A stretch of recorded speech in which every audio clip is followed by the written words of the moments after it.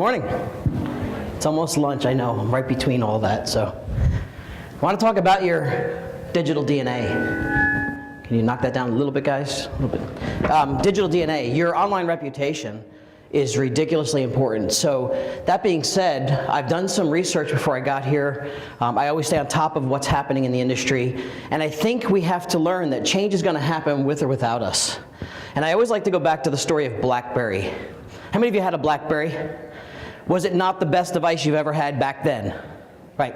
So what happened to the story of BlackBerry? Because I tell people straight up, listen, you don't have to do any of this stuff. You don't have to take notes. You don't have to execute. But if you don't, someone else will, because that story of BlackBerry was they were the best device we had. But then what changed? The consumer, the technology, the marketing. And what did BlackBerry not do? They didn't change. They also didn't listen to the consumer. They didn't give the consumer what they wanted, how they wanted it, and when they wanted it. What did the consumer want? They wanted a more visual product. They wanted to be able to see video and photos. How was your BlackBerry trying to zoom in on a photo? You remember that with that plus sign you're trying to zoom in on and it pixelated beyond? So what happened? They didn't change. Same thing's happening in our business, whether it be title, mortgage, real estate, all changing. Consumers are wrapping right around us whether we like it or not, and the online marketing's changing dramatically. So the direction I want to go is your reputation is still belly to belly. It's still all here. At the same time though, people are making assumptions of you and perceptions of you online, whether you know it or not. So we're going to point out some places to help improve, ways you can take advantage of certain things, and that being said, everything. So who's your typical customer today in your market? It's your real estate agents, you have attorneys, you have mortgage companies. Anybody else I'm missing? Who else? That's it, right? So you got to think like them for a second. You have to stop and think, where are they seeing you online? Are they actually doing research? Because let's face it, sometimes they don't need you today, but how do you earn that new business is when something else gets screwed up, they're looking for another resource, or they're looking for other options because something didn't go smooth. That's when you earn that new business. The problem is when they go to look for you, what is that perception you're delivering out online? And that perception is really difficult because is perception really reality today? Do people really believe? You've all heard their talk. If it's on the internet, it's got to be true, right? But think about that for a second from a consumer. Do people believe what they see on the internet? Yes, they do. And they will make a financial decision. They will make all sorts of decisions in 3 seconds or less sometimes based on perception.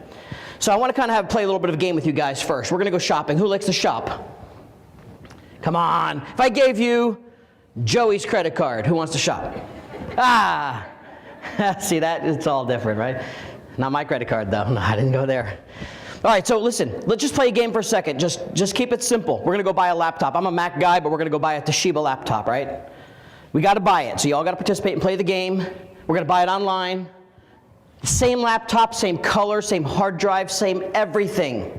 Nothing different. Even the shipping is exactly the same from 3 different companies. And some of them are super credible, like, Ship to Wolf is $460. Same laptop by the Boo Boo Shop is $479, and Howard Company is $561 for the same laptop.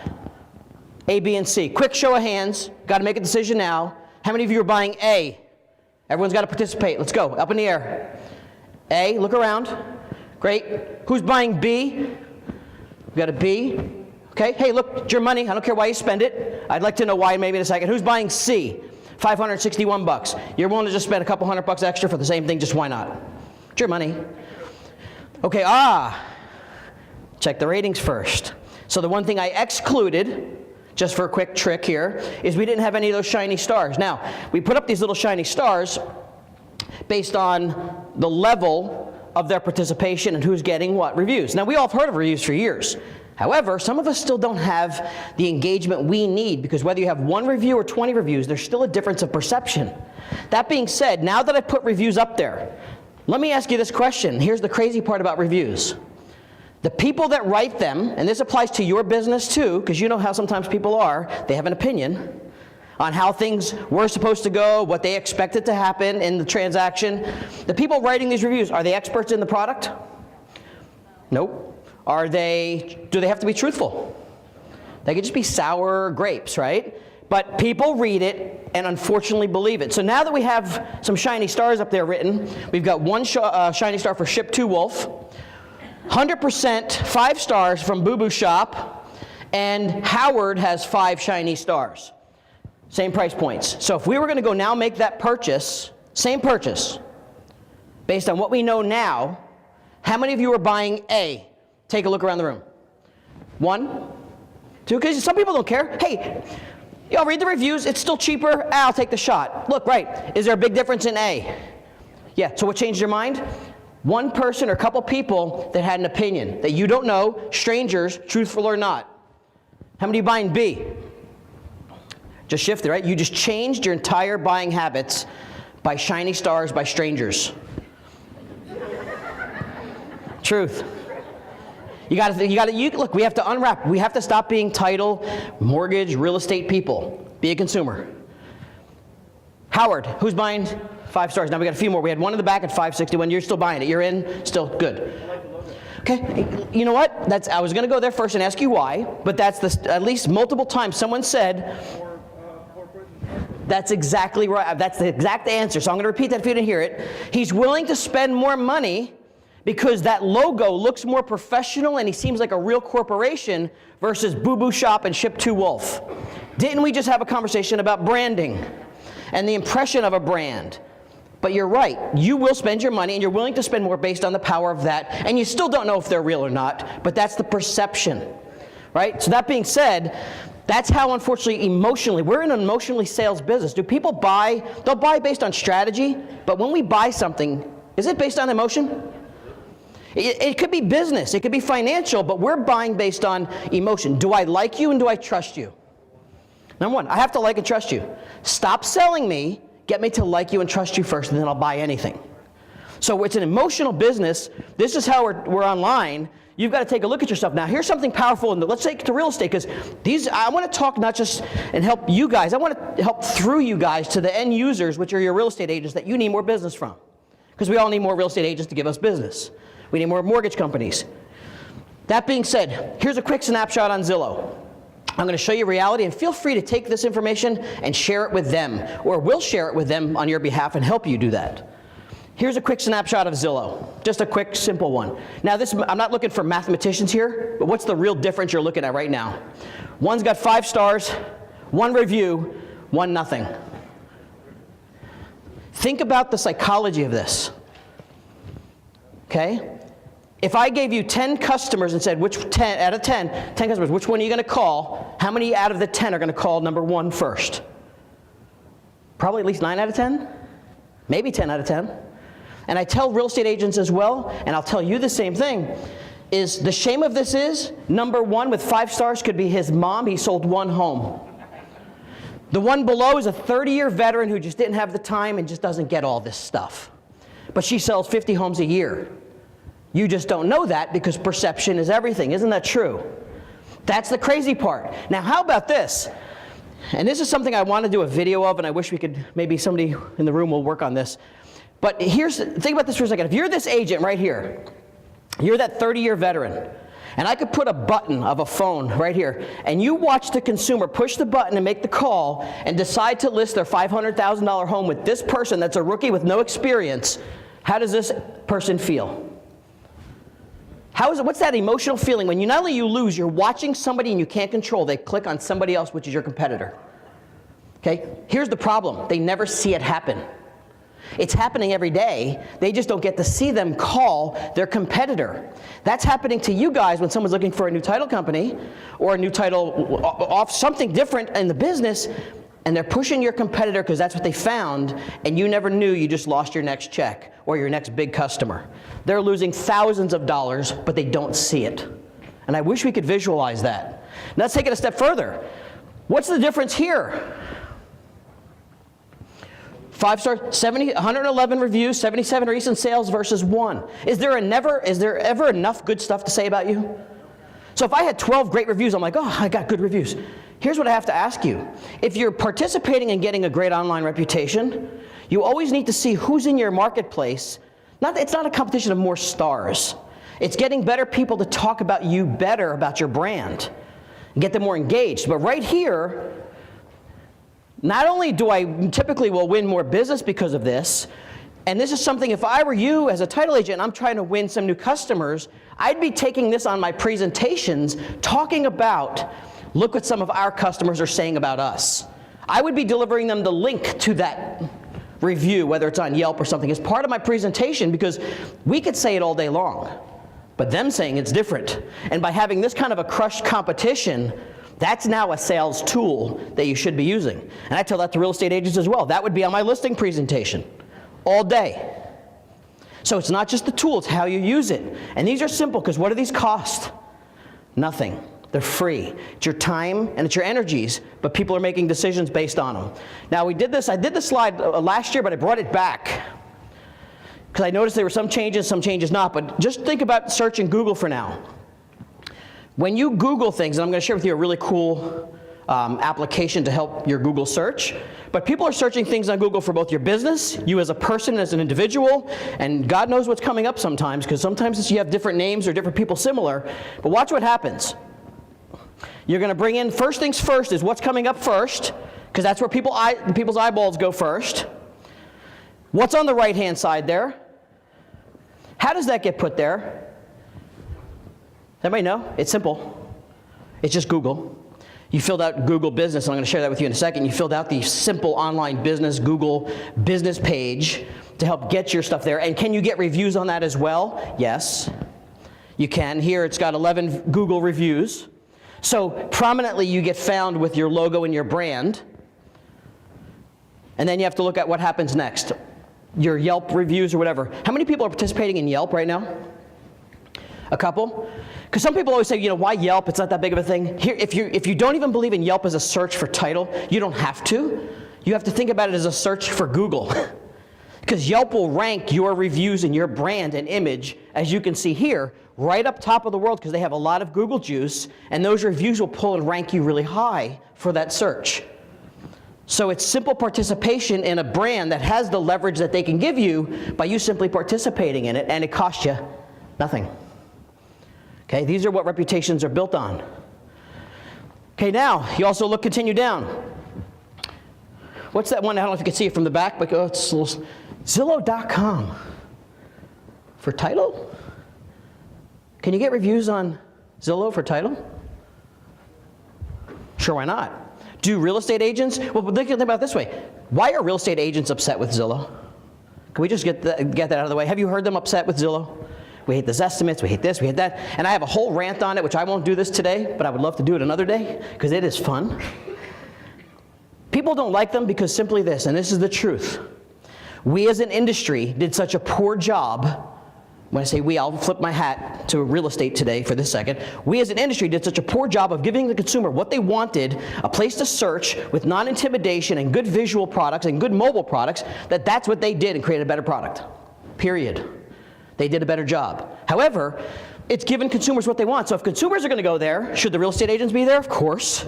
Some of them still have lack. Should we be there? Yeah, we have to be there because we're dealing with the same type of platform when you're looking at Yelp, Zillow. I'm going to show you both. I'm going to show you Yelp reviews and I'm going to show you Zillow reviews combination. But you need to understand and take this very seriously, is sometimes your competition may only have one review out there based on search. And if you could read, I'm going to try and read this to you off because it's interesting. With so few reviews, your opinion of Artesian Title could be huge. Start reviewing them today. It's telling you, no one's doing any of this. Here's an opportunity for you. Fill it out. Send it to every customer that you've had a good experience with. It's easy. Send the link. When it comes to search in Google, what do you do? I don't know if you can see this top one here. What do you do when you get a negative review? Besides, get upset, bend. You can't go at them. Like, because sometimes you know those customers, right? Now you vision that customer that you just wanted to, right? How do you handle online when they might be untruthful, they might be disrespectful, they might just tell blatant lies about the transaction? Can you take it down? No, most of the time not unless it's like illegal or something bad there. So what do you do? The only thing you can do is not just a response, but a response that almost makes them professionally look like a fool. Okay, like, I'm sorry you felt that the tenants weren't good in the apartment building, but if you remember, you had 3 of them to review, you approved them all, you did credit checks on all 3 of them, and I delivered to you all of that paperwork, and it was your decision, and it's unfortunate that it happened, and I feel bad, but the decision did lie with you. Let's move forward. You know, something like that that gives them all the facts, so when someone reads that, and I read it and go, oh, that was her fault. That wasn't our fault. So you have to positively respond. The problem is, if you're not paying attention to your online reputation, and that sits out there for months, how much damage is that doing to you? A lot.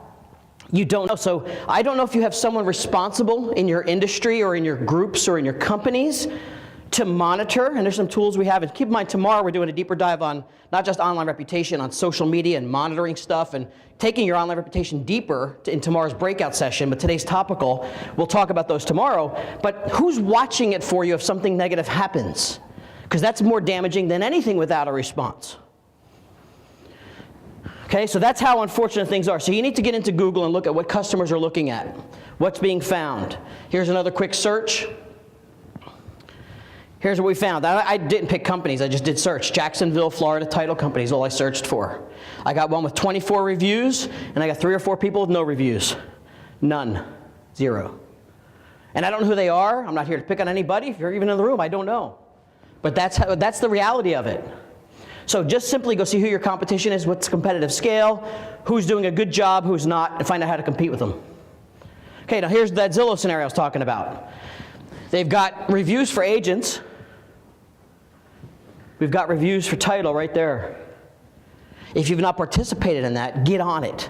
Because it's a consumer-driven product, and while you might not necessarily deal with the consumer all the time, you're dealing with the real estate agent and the mortgage broker, keep in mind, it gets found in search. So you might just say, oh, well, real estate agents aren't going to look on Zillow for me. Doesn't matter. When Google finds it, Zillow is powerful, and you saw it will pull in the rankings. That's what you leverage it for. Does it make sense? Yes? Good. Okay, here's that example, and these are some title companies I pulled. I had to hide the names. But that's what the competitive scale looks like. Right now, there's still a big advantage. Title companies are not actually taking advantage of it. One guy has 3 reviews, the rest of the companies have nothing. Easy choice. Okay, for Yelp, get in there and claim your business. Get in there and make sure you got the right location, get your phone number up there, put all the contact details in there. It'll even say times of operation, because the other thing that's going to have to happen, and this is really important for you to know, is Yelp is very mobile as well, just like Google is, so you want it to populate on the mobile device very mobile friendly. Google has the same concept. If you haven't jotted this address down, google.com/business, you should fill out your entire business content on there, because not only does that give you better search, it gives you awesome mobile optimization, because that's where your customers are. When they want directions to even find you.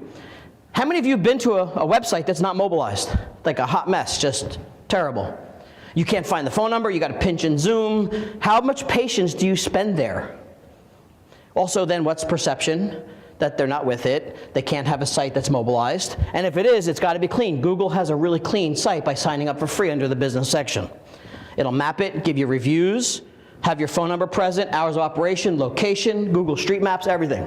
All built in. Here we go. There's a sample. Population on the right-hand side.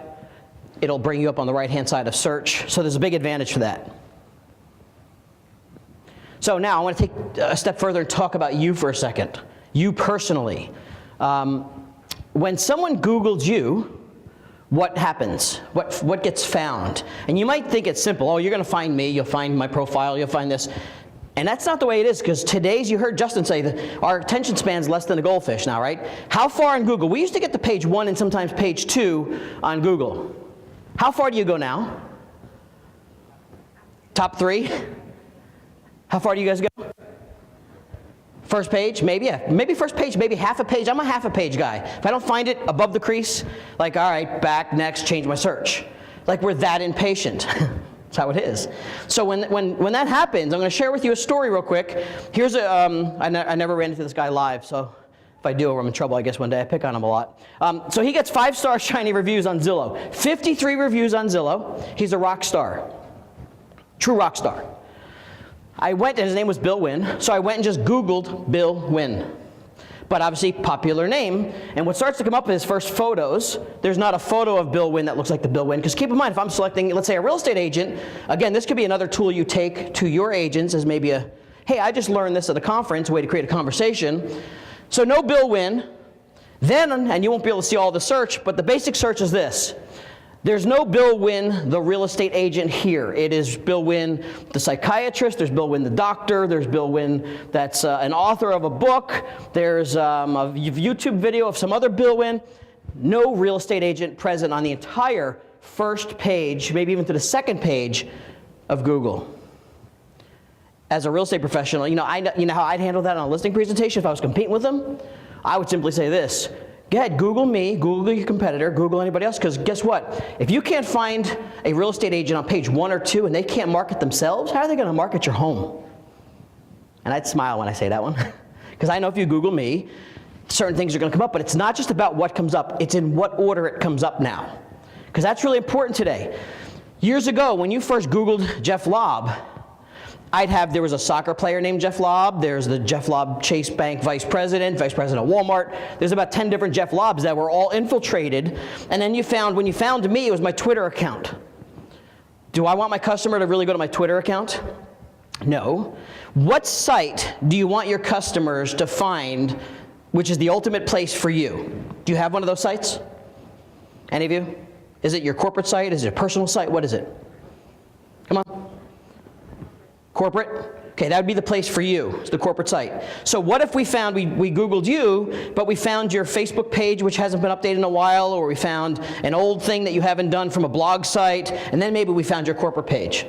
You want it in the order that you want it, don't you? So you can have that changed. Brandyourself.com. Brandyourself.com is simple, it's clean, it's personal, and it's free for the most part. There is a concierge paid service, but it's free. And what Brand Yourself will do is it allows you to put in your personal information, all of your links. So your Facebook page, your Twitter links, if you have just a website link, whatever you have online. And while I'll go into this depth tomorrow, much deeper, because this is really important, it's going to help change the way your reputation is by changing the way it lines up all of your search. So it will knock out some of the other Jeff Lobb guys and bump you up in a certain way because it's going to change the algorithm. Let me see if I can give you a quick snapshot. So you enter in all of your links, you'd put them all in, then you're going to prioritize which ones are more important to you.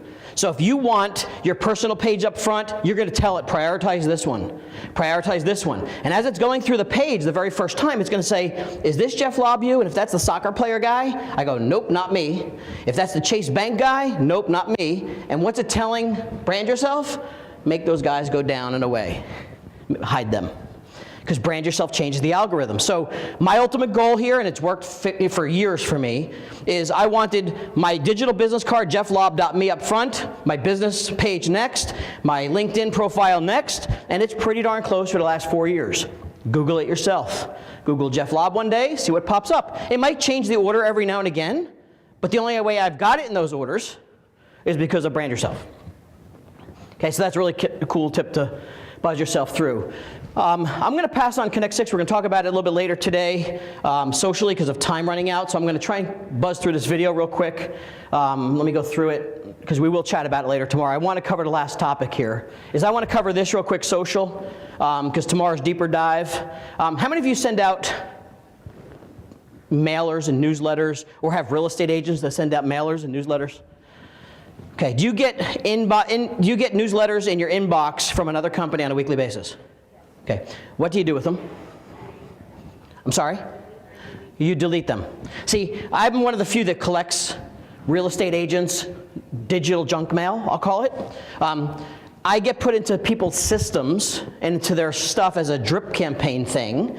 And we think that that's how we're going to service our customer, is by putting them in a system after we've done business. So we close title and escrow on them now, and we had a little love affair for this 3 months we did business, but now I'm going to put you in a system for the next 5 years and hope you'll remember me. So I get, stuffed chicken recipes, like I need that, like I need a hole in the head. I get things that tell me to change my clock back. I haven't had a clock in 7 years. I have an iPhone. Like we don't have clocks anymore. Stop telling me to change my clock. Stop telling me what I should do on my weekends. And here's another one from a mortgage company. A HELOC crisis. Anybody know what a HELOC crisis is? Like, I don't care. I hire mortgage people to figure this out. I don't want to know what it is. Stop sending me junk. So we have all this crazy terminology we've used, and it's not personal, it's not human. I'm not saying don't do this, but there's got to be a human side to this.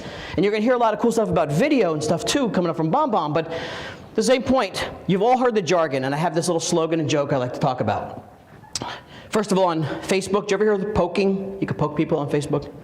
Okay. And when we're talking about drip mail, what do they talk about? How many touches do you have with your clients, right? And then we have drip mail. You ever been dripped on?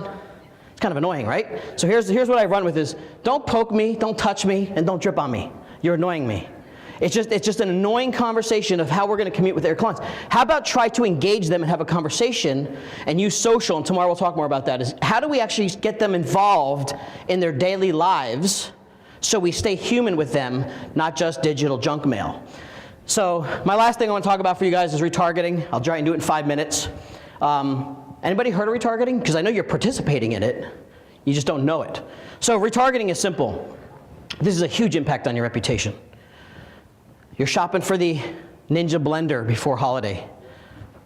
You want that blender. You didn't buy it, you're looking, you passed on it, you looked at a different site. Next thing you know, you're checking out the weather, and you're on the Weather Channel, and what pops up? Your Ninja blender. And then you're on Facebook, and there's the Ninja blender. And then you're on CNN, and there's the Ninja blender again. It's popping up all over the place. It's stalking you. It is. But at the same time, think about this. What's the truth about how many times you need repetition to see something? 6, 7, 8 times sometimes. They tell when you do postcard marketing, 7, 8 times to see the brand before you might remember it.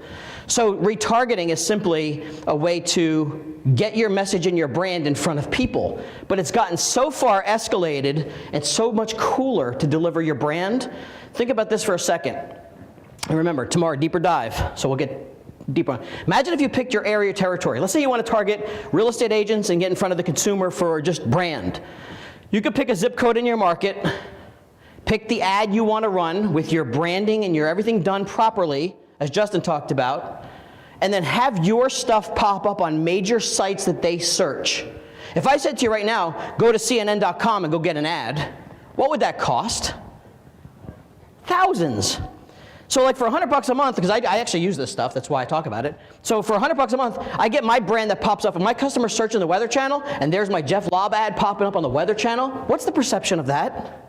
That's ridiculous. So it could pop up on Yahoo, it pops up here. It pops up in places where they are targeted by that zip code. And the best one, and tomorrow is going to be fun because we're going to talk about how to target your sphere. Your sphere. You could take your entire mailing list and upload it into them and target your past clients. Target your past leads and have your brand and your name and your smiley face popping up as a reminder on major portals that build credentials and credibility. You could also take this to your real estate partners and share this with them because it's also built for real estate agents as well. So the retargeting concept is awesome. Population that shows here, LA Times. It'll populate on all of these types of sites, ABC News, YouTube channels, anywhere in that zip code market you've selected, they will get found. Last best practices, ways to design your ads. We're going to cover tomorrow how to differentiate that a little bit. This is all going to be part of the breakout sessions. Best practices on the ad design, exposure-wise, how to make sure you have proper logos, how do you have proper content, how do you have a call to action. Do you guys have a call to action? Click something, and we're going to talk ROI versus ROO. And I want to leave you with that today. Return on investment versus ROO, return on objective. And we're going to talk about the difference of if I spend 20 bucks and I get 50 back, that's a return on my investment. What's my return on objective? What am I seeking out to do? If I spend 100 bucks to get in front of thousands of customers, what am I expecting? What's the objective I'm trying to accomplish? And there's a big difference between that and ROI. And last is we're going to talk about understanding landing pages because you have to have a place to capture them. If you want to drive leads, if you want branding, you're going to create a branding ad. If you want to generate leads, you better have a good landing page to capture them. And one of the landing pages that we talk about here is Visual Farming, is built for real estate title and mortgage. It's a place where you can customize a simple landing capture page that you could share leads with, by the way, on your partners. But it's built so that you can flexibly use this link on any ad, be it Facebook, print marketing, captures the lead, sends you a text message, an email notification, sends them an email saying we've got your information, and captures. So tomorrow's breakout session will be awesome. My time is kind of up. Hopefully we just gave you some ideas and a taste of it. We're going to be doing some fun stuff this afternoon with BombBomb. But on that note, I'm good. I'm going to turn it back over to Joey. Thank you.